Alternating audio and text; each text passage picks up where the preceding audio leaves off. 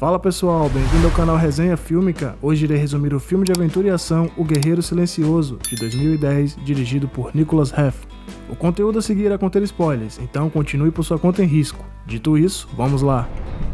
O filme, que é dividido por episódios, se passa no século XI e começa mostrando uma colina, onde um garoto se aproxima da jaula de um prisioneiro para alimentá-lo e prepará-lo para lutar. Em seguida, vemos o fim da luta entre dois homens que parecem ser também prisioneiros. Enquanto isso, os homens que assistiam recebiam dinheiro das apostas vitoriosas. Após o fim da primeira luta, o escravo de um olho só é levado ao local onde ocorrerá o combate. Porém, antes de ser totalmente desarmado, dois outros escravos começam a atacá-lo, e assim se inicia a luta injusta. Porém, isso não parece ser problema para o escravo de um olho só, pois ele mata com facilidade e frieza ambos adversários. Depois de dormir, as cenas mostradas a seguir se misturam entre um aparente sonho e a realidade, onde vemos que o fato de ele lutar amarrado e contra dois outros escravos ao mesmo tempo é para dar uma chance mínima a seus inimigos, pois o escravo de um olho se trata de algum incrível guerreiro que de alguma forma foi capturado. Durante um banho no rio, o escravo mergulha e por acaso encontra o que parece ser a ponta de uma flecha. Ele pega o artefato e esconde na boca.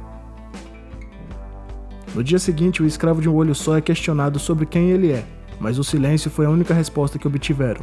Com isso, o chefe do bando manda que levem o escravo embora. Durante o caminho, o escravo retira a flecha da boca e corta suas amarras discretamente. Em seguida, rapidamente começa a matar os homens que o aprisionavam. Ele deixa um dos homens escapar e amarra outro a uma pedra, mas logo depois decide matá-lo também. O único que conseguiu se esconder foi o garoto que o alimentava. O homem volta ao local onde estava o bando que o mantinha cativo e mata seu líder. Em seguida, ele empala a cabeça do líder e assim termina a primeira parte do filme.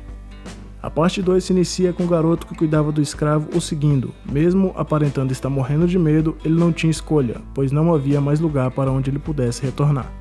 O garoto tenta conversar com o escravo, mas não obtém nenhum tipo de resposta.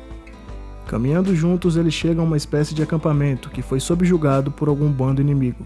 O líder desse bando questiona os dois sobre sua religião, e o garoto responde que são cristãos, pois notou que o bando parecia ser.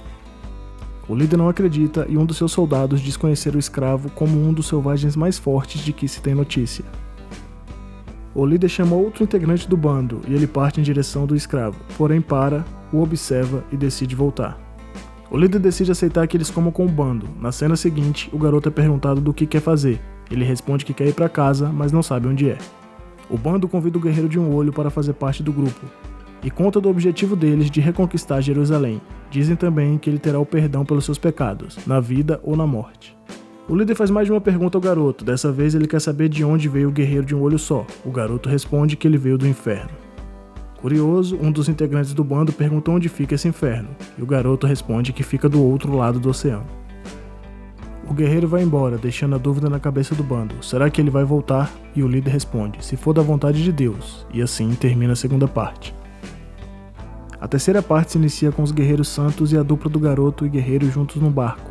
Nele, um dos guerreiros conta da alegria que tem de ouvir histórias sobre a Terra Santa, e do outro lado do barco, um outro fala sobre a sua religião para o garoto. A tripulação do barco começa a discutir por conta de uma névoa que tem durado alguns dias.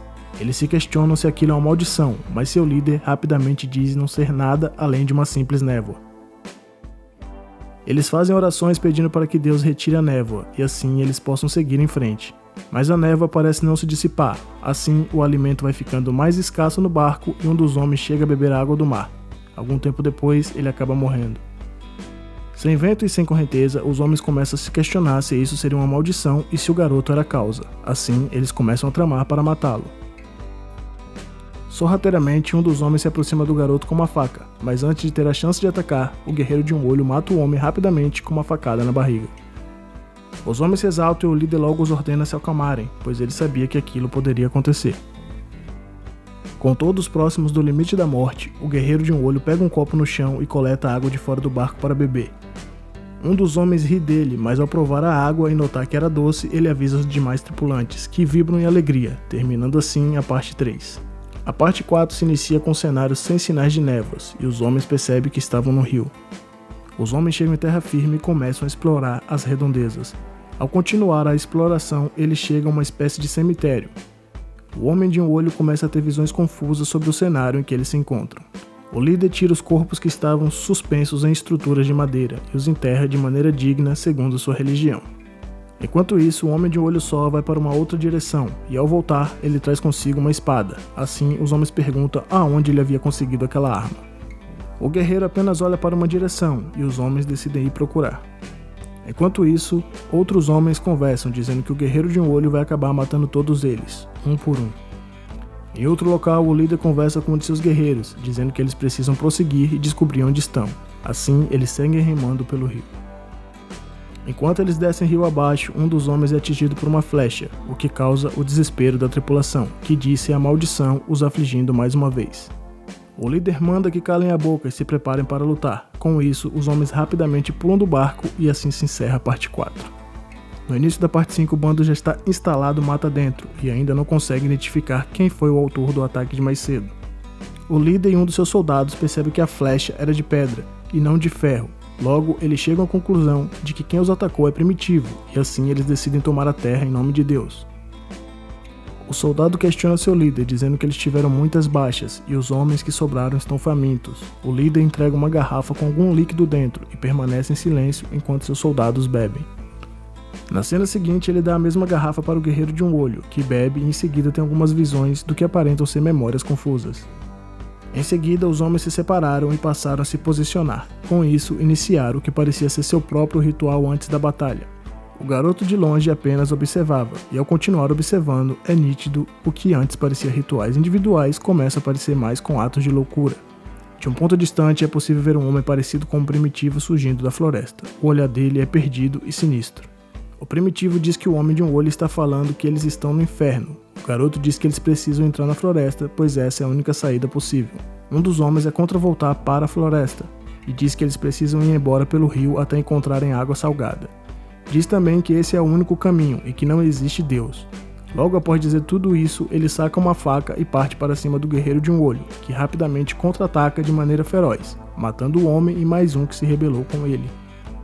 O garoto e o guerreiro de um olho só seguem em direção à floresta, enquanto isso, um dos homens que ficou disse para o líder que eles precisavam segui-los. O líder vai em direção do homem e o abraça perguntando: "Meu amigo de toda a vida, vai virar as costas para mim?" Seguido de uma facada nas costas. Depois de ter ferido o amigo, o líder deixa que ele vá embora até onde conseguir. Enquanto o amigo caminhava, o líder dizia: "Somente os homens de fé merecem as riquezas da minha nova Jerusalém." E com essa fala se encerra a parte 5. A sexta parte se inicia com o líder falando que erguerá cruzes pela beira do rio, para que possa orientar seus irmãos que virão a seguir, e que o selvagem será seu conselheiro espiritual na nova Jerusalém. O selvagem começa a rir de tantas promessas vazias. E a cena seguinte mostra o garoto e o guerreiro de um olho subindo a floresta, enquanto o líder é alvejado por flechas lá na beira do rio. O amigo ferido do líder consegue alcançar a dupla do garoto e do um olho, e ao olharem para trás percebem que mais um, além do homem ferido, resolveu o seguir. Os 4 personagens restantes se sentam e começam a conversar sobre o que o guerreiro de um olho fala sem usar palavras. O garoto contou aos demais que um olho disse que ele voltaria para a costa e construiria um barco para voltar para casa. Outro homem curioso perguntou o que um olho dizia sobre ele, e o garoto respondeu que ele iria morrer. E o homem pergunta a um olho por que ele foi até lá e por que ele tinha de passar por tudo aquilo. Não houve uma resposta, então o homem disse que precisava voltar para o pai dele, o líder, mesmo que estivesse morto. Assim o homem segue caminhando até sumir no horizonte. O amigo ferido do líder é deixado para trás pela dupla do garoto e um olho, que seguiram até chegar à praia. Na praia eles encontram uma tribo primitiva armada que os encara. Um olho toca o garoto como se quisesse dizer para que ficasse ali. Em seguida, ele caminha em direção aos primitivos e larga suas armas. Cercado e totalmente vulnerável, ele é brutalmente atacado. O garoto é ignorado pelos primitivos, que vão embora e os deixam ali. Fala pessoal, se gostaram do vídeo, considerem curtir e se inscrever no canal. Assim vocês incentivam o nosso trabalho, nos permitindo trazer cada vez mais resumos de filmes. Um abraço a todos e até mais!